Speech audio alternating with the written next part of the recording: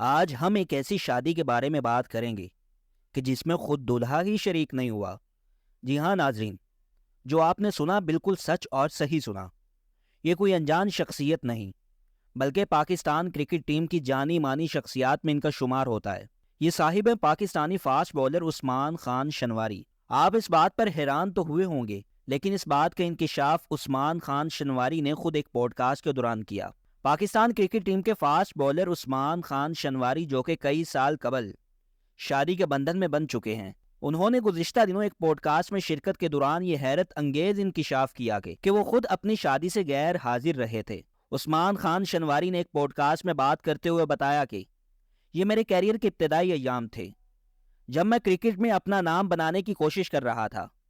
میرا نکاح پہلے ہو چکا تھا، لیکن جب رخصتی ہونا تھی تو پی ایس ایل، جو ان دنوں ملک سے باہر کھیلا جاتا تھا، وہاں سے اچانک بلاوا آ گیا، اور وہ بھی اس طرح کہ کراچی کنگز کے بولر محمد ابرار زخمی ہو گئے تھے۔ مجھے میری بارات سے ایک رات قبل اچانک فون آیا اور کہا گیا کہ تم اپنا پاسپورٹ وغیرہ کا بندوبست کر لو، تمہیں دبئی پہنچنا ہے۔ یہ سنتے ہی خوشی بھی ہوئی، مگر پریشانی بہت زیادہ ہو گئی تھی، کیونکہ اگلے ہی دن میری بارات تھی اور اس سے اگلے روز ولیمہ تھا۔ فاسٹ بولر کا کہنا تھا کہ بارات اور ولیمے کی تقریبات کی تمام تیاریاں بھی ہو چکی تھیں، اس لیے اسے منسوخ بھی نہیں کیا جا سکتا تھا۔ اس موقع پر میں نے اپنی اہلیہ سے فون پر رابطہ کیا اور انہیں ساری صورتحال سے آگاہ کیا۔